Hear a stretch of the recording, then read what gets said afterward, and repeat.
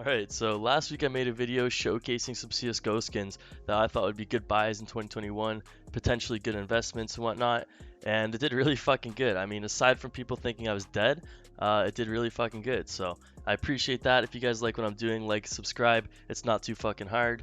But yeah, building off of that last video, I want to look at CSGO skins, or knives rather, that I think will be good buys, good investments in 2021. So yeah, let's get into it. I have some info that you guys might like. And another thing I want to quickly mention is I think it's still too early to say whether or not like the stiletto, nomad, and all those like other weird knives, whether or not they'll be profitable. I think time will tell with those. So in this video, I'm going to be focusing more on like good investments and my personal recommendations in terms of knives. So yeah, let's get into it. Alright, so now you're probably wondering, what knife do I buy? And the simple answer to this question is buy any knife that you think looks good.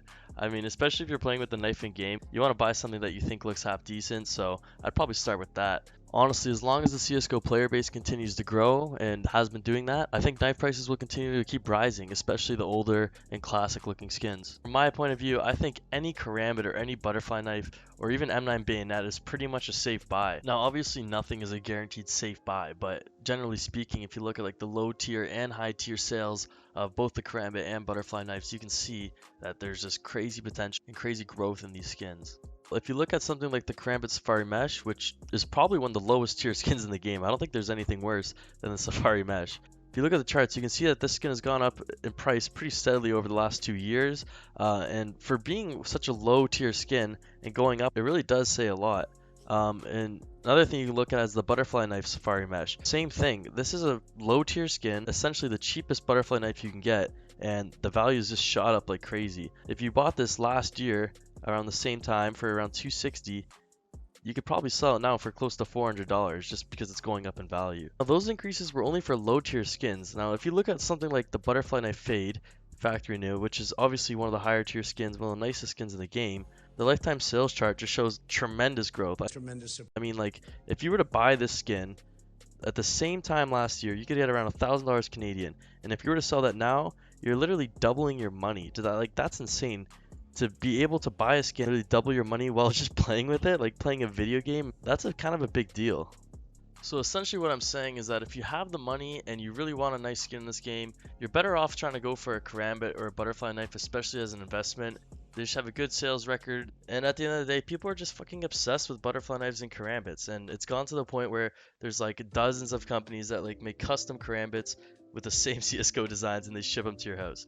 So there's a ton of demand for these, which is why I don't think they're ever going to be a bad buy, as long as this game's around. Alright, so now that we got that out of the way, the list I made today is pretty much not going to be any karambits or butterfly knives. I wanted to keep things diverse and kind of show underrated or decent little picks in my opinion. But yeah, I'm not trying to waste any more of your time, so let's just get into my first pick.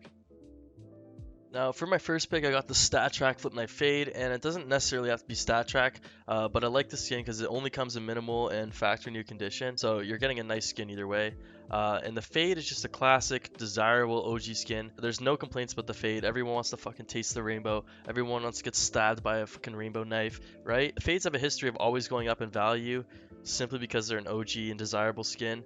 The Glock Fade is a perfect example, and I think that skin looks really great with this knife. And if we go look at the Flip Knife Fade on the marketplace, you can see the lifetime, it's going up like nuts. If you were to buy this skin in early January last year, you'd probably get around $400, and this year you could probably sell it around $500. An easy $100 price increase, and since it's a fade, I really expect this one to just keep going up.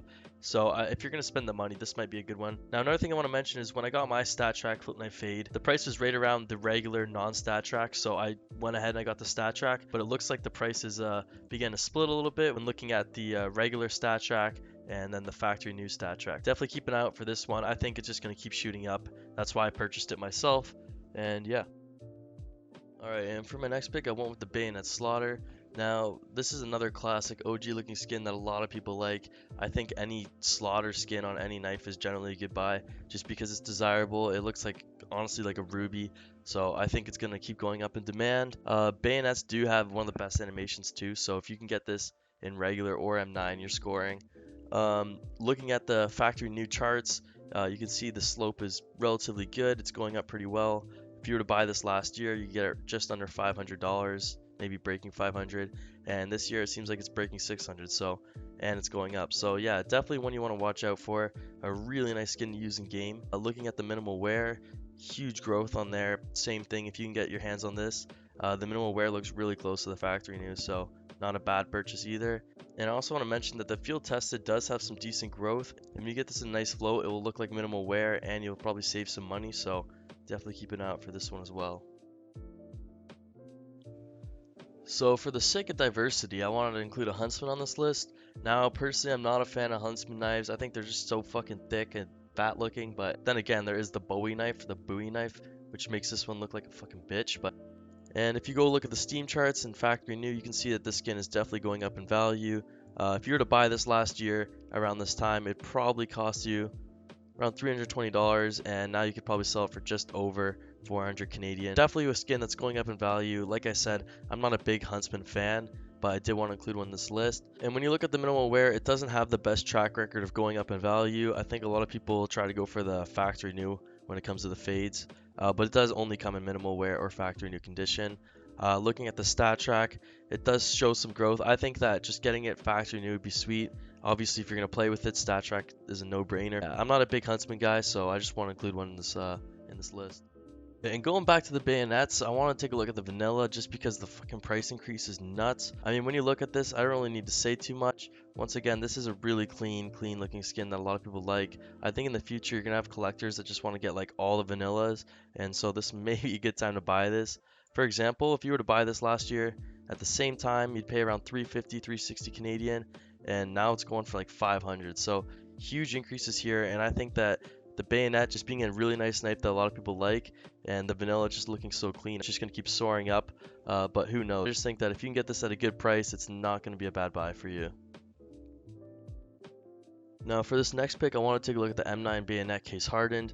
I really like case hardened skins because they're just so unique, especially with like the blue patterns. Obviously, the more blue it is, the better, the more value it's going to bring. There's no factory new actually on the market at the moment, so it's pretty rare and hard to get. But if you can get minimal for a good price and a good pattern, it might be worth your while. The price has gone up slightly in value, not anything crazy like some of the other ones on this list. But if you were to buy this around last year, this time you could probably get around 350, and now it looks like it's going for close to $500. So not a bad increase at all. And if you can get it like a blue gem, a really nice blue one for a good price, it's gonna be a sick play knife, and it's just gonna keep going up in value. So, and the other thing is bayonets and M9 bayonets are kind of like an icon knife in this game, so definitely good picks overall. And for this next pick, I think it's kind of underrated. I don't know if I'm wrong here, you tell me, but I went with the Flip Knife Knight. And the reason why I went with this is because there's no factory new of this knife, and it is a super sleek and clean looking skin, which if you haven't figured out is something that I like. If you do look at the charts, it is going up slightly in value. I think right now it's at a very cheap point and a very good price point. If you're looking for an affordable and a nice looking play skin, I think that because it's a knight, it's minimal wear, it's clean looking, there's no factory new, I think this is a really underrated price point right now, and if I did have $250 laying around, I'd probably cop one. So yeah, this is an underrated pick in my opinion. I think it's very fairly priced, and in the future I do see this being like a $300, $400 skin, no problem. And I think that's all I'm going to include in this video. I have a couple other ideas that I think I'm going to save for a later date. A couple other skins that may have potential, but for now these are ones that I'd probably look out for. Basically from what I said, I think the butterfly knives and keramits are going to be your best interest if you're going to be spending money on a knife. Obviously they're going to cost you more money, but in the long run you're going to make more if you do see them as an investment. But yeah, there are some really nice picks on this list. If I missed any, just let me know. I really like the feedback I'm getting, so if you guys do enjoy this, please like and subscribe, and maybe I'll make more. So yeah, take it easy.